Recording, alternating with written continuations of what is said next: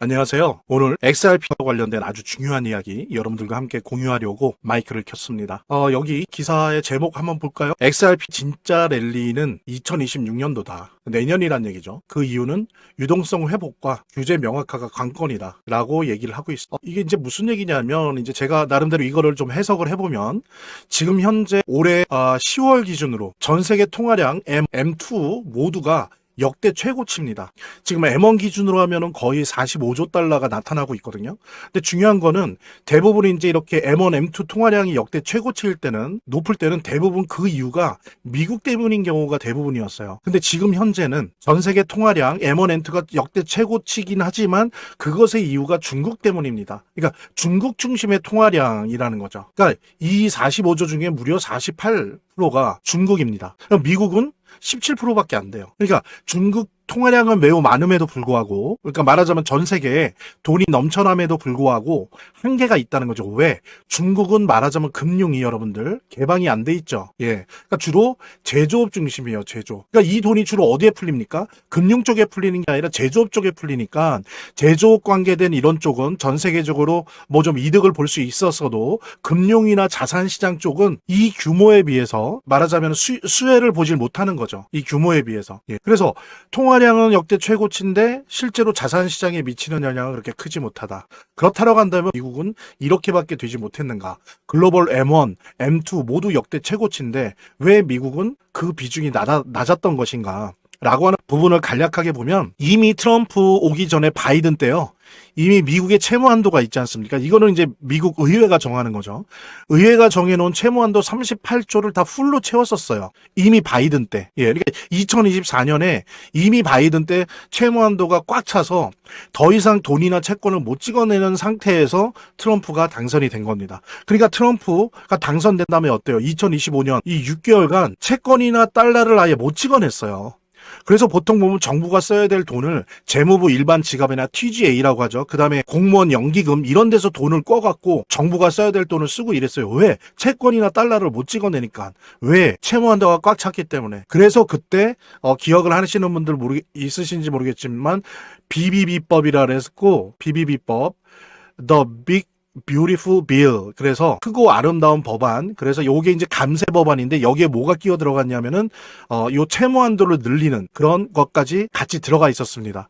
그래서 그때 채무 한도가 늘어났죠. 그러면서 재무부가 7월부터 단기 채권 위주로 찍기 시작했는데 이것 또한 셧다운으로 중단이 된 거예요. 그리고 단기 채권을 찍으면서 돈이 막 융통이 돼야 되고 그러면서 유동성이 만들어져야 되는데 이게 찍기만 하고 다시 리턴되는 이런 식의 것들을 작업을 해야 되는데 그냥 셧다운으로 중단되니까 유동성이 고갈되는 거죠. 그렇지 않아도 한 6개월 못 찍어냈는데. 그 다음에 연준도 어떻습니까? 그러니까 이렇게 시장이 좀 특히 10월 10일 이후로 지리한 조정장을 겪을 때, 한 해가 마무리되어 갈 때 차분히 공부하는 게 좋은데요. 어느 정도 시장과의 거리감을 유지하면서 전신 건강과 투자 마인드 관리에 훨씬 도움이 됩니다. 우리 구독자 여러분들, 시청자 여러분들에게 차분히 암호화폐에 대해서 공부할 수 있는 전자책 4종 모두 다 드리겠습니다. 이거는 뭐 선착순이니 이런 거 아니에요. 주시는 모든 분들한테 다 드릴 겁니다. 요거 읽는데 꽤 걸리실 거예요. 그러니까는 그냥 받으시고 버리는 게 아니라 두고두고 핸드폰이나 노트북에 넣어두시면서 오고 가시면서 이렇게 보셔도 되고, 아니면 휴일 같은 때 한번 날 잡고 큰 화면으로 읽어보셔도 좋을 것 같습니다.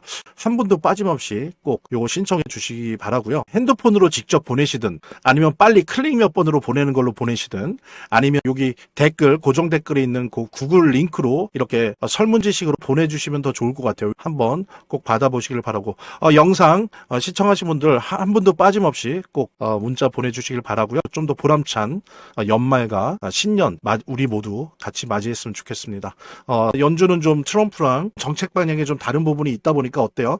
12월 1일 전까지는 지난 3년 동안 유지했던 QT, 즉 양적 긴축을, 허리띠 졸라매는 거를 계속 유지했어요. 이렇게 채권도 달러도 못 찍어내서 시중의 유동성이 점점 고갈되고 있고, 게다가 단기 채권을 찍기 시작했는데 이것도 샷다운으로 중단되고, 이런 상황에서도 연준은 그냥 12월 1일까지 끌고 갔다고요. 그러면서 유동성 고갈이 더 심해졌던 거예요. 그러니까 무슨 얘기냐면 미국이 돈을 찍어내지 못한 거예요. 주요한 시점 한 1년 반, 거의 1년을 횟수로 하면 2년 동안 미국은 돈을 못 찍어냈던 거예요. 그러다 보니까 이렇게 중국 중심의 통화량, 만약에 여기가 미국이 원래 보통 때처럼 찍어놨다라고 한다면 뭐 난리가 아니었겠죠. 됐죠. 바로 그렇기 때문에 올해 4년 사이클로 해서 원래대로 한다면 올해 가을 9월, 10월, 11월 이때 암호화폐 불장이 온다고 했던 겁니다. 근데 못 온 거예요. 왜? 유동성이 없으니까.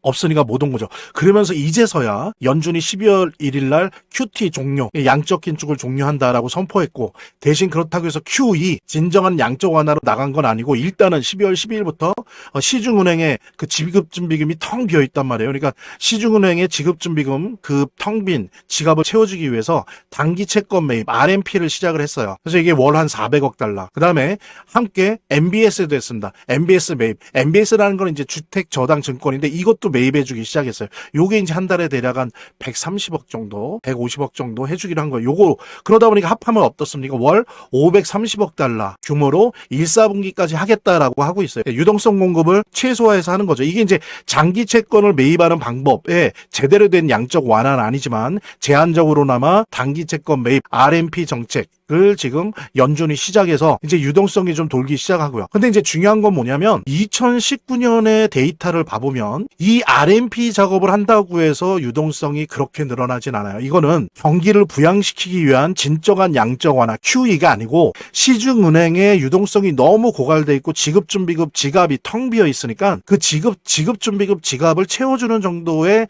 용도인 거예요. 그러니까 완전한 경기 부양책은 아닌데 2019년도 보니까 RMP를 한 데다가 플러스 연속적으로 기준금리를 인하하니까 단기 채권 매입을 하고 있음에도 불구하고 장기 채권을 매입하는 진정한 의미의 양적 완화 결과가 나오더라 이거예요. 2019년도에. 그래서 보면 이거는 이제 1, 4분기까지 최소한 더 할 수도 있지만 하기로 하지 않았습니까?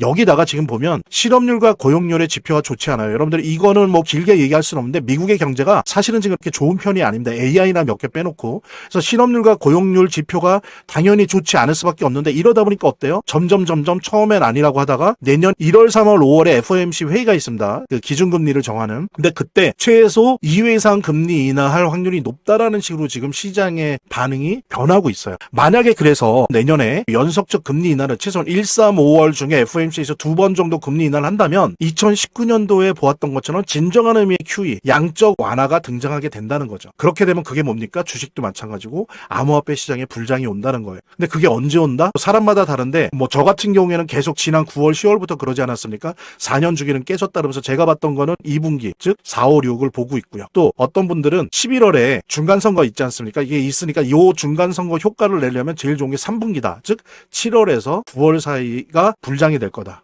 이렇게 두 가지 의견이 있는데 어쨌든 내년에 불장이 올 확률이 매우 높다라고 하는 것은 특히 연준이 RMP를 시작하고 있고 지금 내년에도 금리 인하 확률이 매우 높다. 왜? 실업률과 고용률 지표가 좋지 않고 앞으로도 좋지 않을 거기 때문에 이런 시장의 반응이 나오면서 암호화폐 불장에 대한 전문가들의 전망이 더 확률이 높아지고 있다는 부분. 그래서 XRP 혼자만의 힘으로 랠리를 이끌어갈 수 없습니다. 그거는 비트코인도 못해요. 유동성이 들어와야 된다. 지금 힘든 이유가 유동성이 메말랐기 때문인데 이런 식으로 유동성이 들어온다라고 했을 때 XRP 진짜 내년 2026년도 4월, 6월 혹은 7월, 9월에 진짜 랠리 엄청난 대폭등을 이룰 것이다 라는 부분. 그 다음에 이제 중요한 게 규제 명확한데 이거는 뭐냐면 클래러티 법안이 있죠. 클래러티 법안이 원래 올해 통과되게 했었는데 내년 1, 2월로 연기가 됐습니다. 그래서 원래 계획대로 만약에 지금 잡은 계획대로 내년 1, 2월에 클래러티 법안이 정해져서 암호화폐는 이제 증권이 아니고 그냥 상품이다. 그럼 이제 증권 규제를 안 받아도 되고 미국 정부가 이제 암호화폐를 정식 자산으로 인정하게 되는 거예요. 그러면 기관들이나 큰 손들이 이게 법의 상품이라고 해갖고 풀 배팅을 할 수가 없었거든요. 그동안 투자를 하긴 해도